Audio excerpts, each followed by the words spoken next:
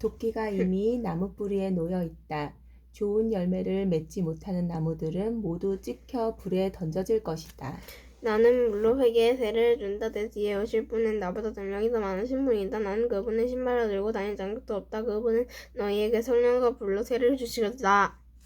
준아, 천천히 읽어야지. 듣는 사람 위주로 읽어야지.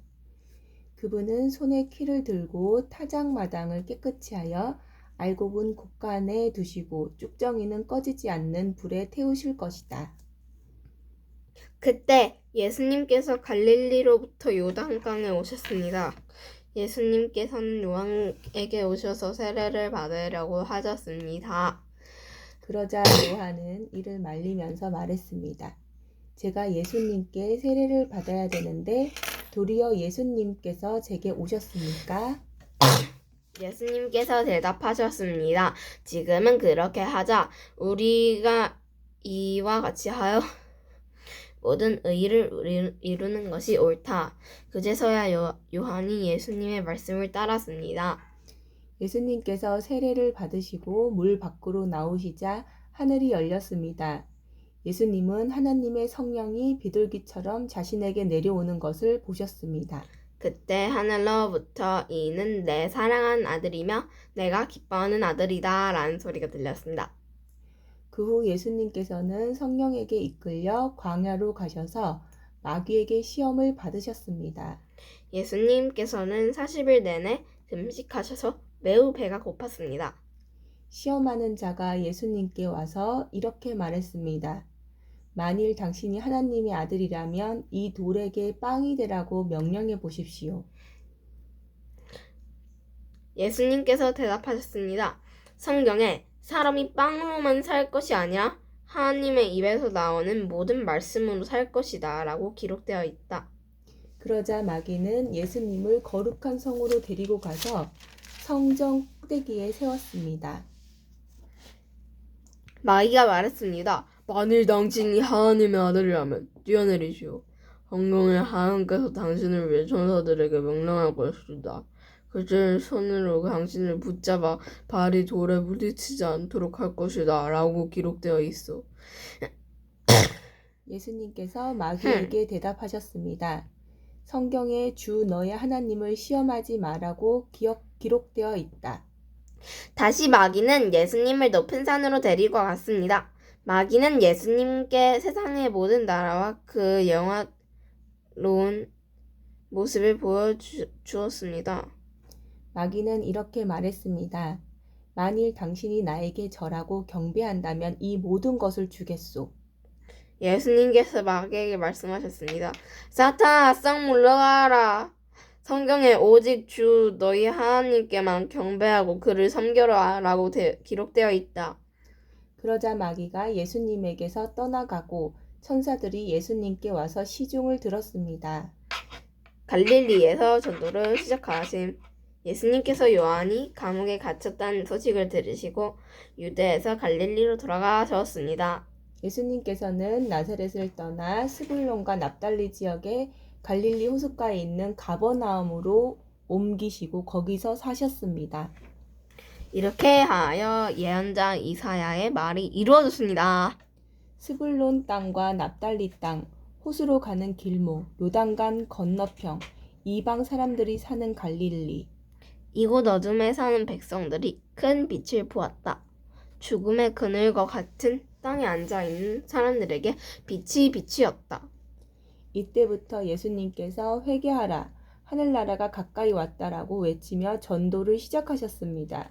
예수님께서 갈릴리 호숫가를 거니시다가 두 형제 베드로라고 하는 시몬과 그의 동생 안드레가 호수에 그물을 던지는 것을 보셨습니다. 그들은 어부였습니다. 예수님께서 그들에게 말씀하셨습니다. 나를 따라오너라. 내가 너희를 사람을 낚는 어부로 삼겠다. 그 즉시 시몬과 안드레는 그물을 버려두고 예수님을 따랐습니다. 예수님께서는 계속 거니시다가 또 다른 두 형제 세베대의 아들 야고보와 그의 동생 요한이 배 안에서 아버지 세베대와 함께 그물을 수선하고 있는 것을 보았습니다. 예수님께서 그들을 부르셨습니다. 그들도 그 즉시 배와 아버지를 버려둔 채 예수님을 따랐습니다. 예수님께서 갈릴리 모든 곳을 다니시며 유대인들의 회당 안에서 가르치시고 하늘나라에 대한 기쁜 소식을 전해 주셨습니다. 그리고 사람들의 갖가지 병을 고쳐 주셨습니다. 예수님에 대한 소문이 시리아 전역으로 퍼졌습니다. 사람들은 병든 사람들을 모두 데리고 예수님께 나왔습니다. 그들은 여러 가지 병으로 고통받고 있었는데 통증에 시달리는 사람, 귀신 들린 사람, 간질병에 걸린 사람, 그리고 중풍에 걸린 사람들이었습니다. 예수님께서 그들을 고쳐주셨습니다. 그리하여 갈릴리, 데가볼리, 예루살렘, 유대 그리고 요단강 건너편에서 온 많은 사람들이 예수님을 따랐습니다. 8가지 복. 예수님께서 사람들을 보시고 산으로 올라가 앉으셨습니다. 그러자 제자들이 예수님께 다가왔습니다. 예수님께서 입을 열어 사람들을 가르치셨습니다. 마음이 가난한 사람은 복이 있다. 하늘나라가 그들의 것이다. 슬퍼하는 사람은 복이 있다. 그들이 위로를 받을 것이다. 마음이 온유한 사람은 복이 있다. 그들이 땅을 상속받을 것이다. 의를 위해 줄이고 목마른 사람은 복이 있다. 그들이 배부를 것이다. 자비로운 사람은 복이 있다. 그들이 하나님의 자비를 입을 것이다. 마음을 깨끗이 한 사람은 복이 있다. 그들이 하나님을 볼 것이다. 평화를 위해 일하는 사람은 복이 있다. 그들이 하나님의 아들이라고 불릴 것이다. 의롭게 살려고 하다가 박해를 받는 사람은 복이 있다. 하늘나라가 그들의 것이다. 사람들이 나 때문에 너희를 목욕하고 모욕하고 박해하고 온갖 나쁜 말을 할 때 너희에게 복이 있다. 기뻐하고 즐거워하여라. 하늘에서 너희의 상이 크다. 너희보다 먼저 살았던 예언자들도 이처럼 박해를 받았다. 너희는 세상의 소금이다. 만일 소금이 그 맛을 잃으면 무엇으로 짠맛을 내겠느냐? 맛을 잃은 소금은 아무 쓸모가 없게 되어 밖에 버려져 사람들에게 밟힐 뿐이다. 너희는 세상의 빛이다.